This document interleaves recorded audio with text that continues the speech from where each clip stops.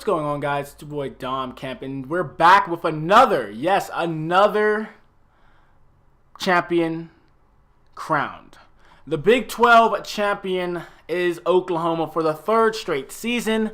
They ended up knocking off TCU. And I thought Oklahoma was number 3, but it says here they were number 2 in this game.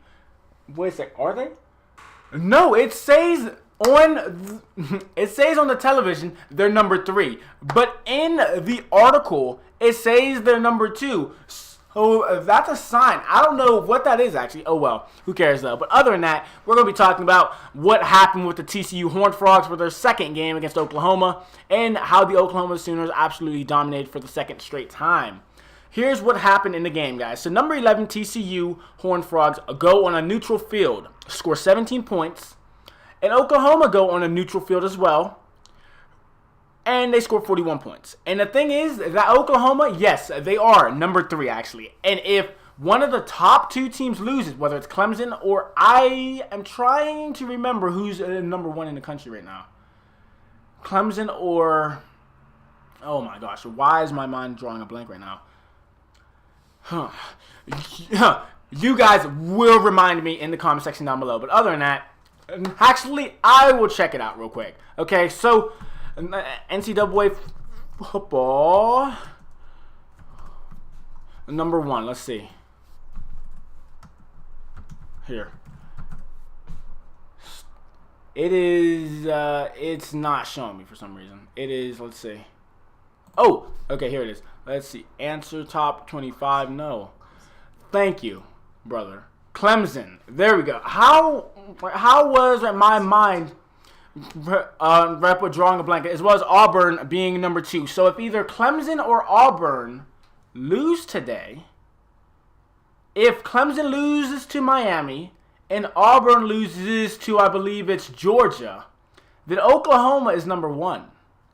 And I have a feeling if Oklahoma is number 1, that will boost the Oklahoma fans as well as Baker Mayfield, because he gets hyped up, guys. And as many of you who have watched him from the beginning of the season, he gets real into the games, as many of you guys saw with his stunt he pulled out of Ohio State and placing the Oklahoma flag in the middle of the horseshoe over there in Ohio. But other than that, guys, he's definitely showing us something that I believe we haven't seen since Tim Tebow. Now, Tim Tebow, he got drafted to the Denver Broncos, and then, well, he stopped playing football because the teams weren't really giving him a chance, and now he's in minor league baseball. I don't know how that works out, but he somehow made it to minor league baseball.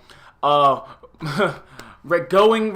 much right on through the NFL. He played in for the Jets, in for a little bit as well, guys, and then he just said, I'm done with football. Oh, yeah, as well as, of course, the Philadelphia Eagles and the Patriots. I forgot about those teams. Sorry about that. And, guys, what we are seeing is a player who is charismatic, who is pumped up, who's amped up on his own personal pride, as well as his teammates around him getting pumped up because of it. And, guys, I will have a little bit of a podcast coming soon about the comparison between him and Tim Tebow. My comparison. I'm the only person, in my opinion, that has said that. So that'll be my comparison video coming soon, as well as why I compared him to Johnny Manziel, his off-the-field issues and stuff like that. But other than that, guys, here's what happened in this game against TCU. Oklahoma scored 41. TCU scored 17. They were number 11 in the country. Oklahoma was number 3. So Clemson and Auburn are ahead of them. But if one of them loses, then you could see Oklahoma possibly at number 1 next time out. Other than that, guys, we're going to look at the passing yards. And Cahill for TCU had a pretty decent game with the exception of throwing a pick. 27 for 37, 234 through the air, as well as 2 touchdown passes and a pick, as I told you guys beforehand. Pretty interesting game from him. He played well, but of course, when the Oklahoma defense is amped up and all pumped up, all because of Baker Mayfield on offense, it's hard to stop them. Probably one of the highest scoring offenses in the nation.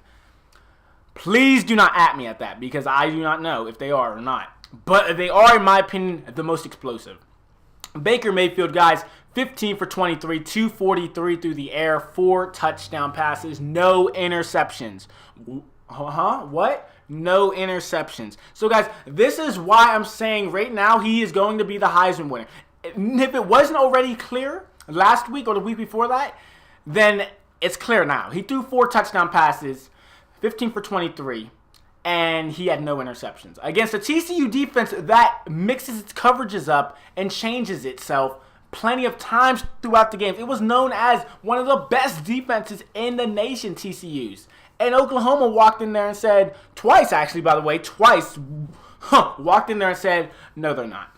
So right there, rushing yards, we're going to look at it, guys. Hill, the quarterback, had 13 carries for 51 yards, guys. So pretty much he was the running back throughout the game. He was the running back and he was the quarterback. So that is pretty sad to see from TCU. And even though I like the TCU team in general, it's a great team, mixing up coverages, mixing up the defenses and stuff like that, guys, they can't stop Oklahoma. And you guys saw back-to-back games they played each other. Oklahoma won both of them. Looking at the other side of rushing, guys, R. Anderson for Oklahoma, number 24, 24 carries for 93 yards. So he definitely played a pretty good game. He didn't crack 100 yards or even score a rushing touchdown, guys. So he could have, but hey, Baker Mayfield, he likes to throw the ball too. He doesn't like just running into the end zone and stuff like that. He likes throwing it. Looking at receiving yards, a player by the name of, I don't know how to pronounce his name, but I'm going to try my best. It starts with a D, ends with an E. It starts with a D-I-A-R-S-E. Screw it. We're going to go to Google because I don't know how to say this name. And I am going to let Google say it for you guys because I'm not trying to mess up anybody's name. I'm not trying to have people in the comment section down below saying stuff. So I'm not going to, let's see. Google Speak, I think it is. Oh, shoot. Oh, translate.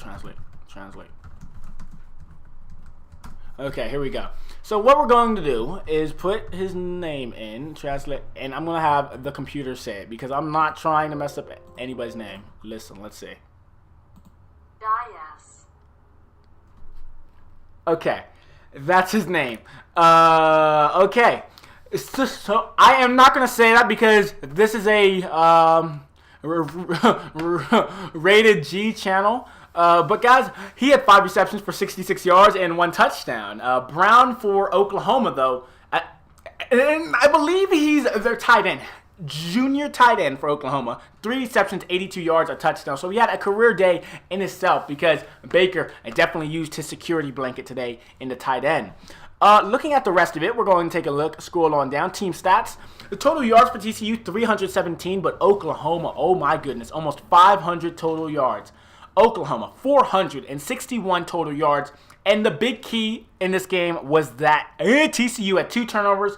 Oklahoma had 0. What did I say again? Oklahoma had 0. So they're protecting the ball with Baker Mayfield. And that's one of the advantages of having a mobile quarterback. Players like in the NFL now, like Russell Wilson and Cam Newton, they have less turnovers, in my opinion. I'm not researching this or anything, but in my opinion, mobile quarterbacks like the Cam Newtons and Russell Wilson, they have less turnovers because they can use their feet. And that is an advantage in the NFL. If Baker Mayfield can stay healthy and can stay smart and not have off-the-field issues, he could definitely be a good NFL quarterback. Definitely. Looking at the possession stats, 24 minutes and 41 seconds for TCU during the game. Oklahoma absolutely dominated the time of possession with 35 minutes and 19 seconds. In first downs, we got 20 for TCU and 22 for Oklahoma. So I have to give Oklahoma credit, guys. They definitely deserve to be at least 1 or 2 after the games are being played. Auburn and, of course, is it Clemson? No, it's Miami and Clemson and Auburn and Georgia. I keep on forgetting about Georgia because they lost to Auburn. So there you go. But other than that, thank you for listening, guys. If those of you who enjoy these, just me being relaxed, talking to you guys about stats on college football championship weekend, where the top 6 conferences are all playing in one day, then go ahead and leave a thumbs up, guys, to show your support. And subscribe if you're new, because those of you who do subscribe, you guys will not be let down. And I appreciate those of you who have been subscribing lately. Much appreciated. 23 subscribers. I'm going for 25 subscribers. So 2 more subscribers to 25. And then, of course, we're going to keep on going up by 5 possibly. That is it. Thank you for listening. And I will come back to you guys with more college football championship weekend information. That is it. Thank you for listening and have a great day.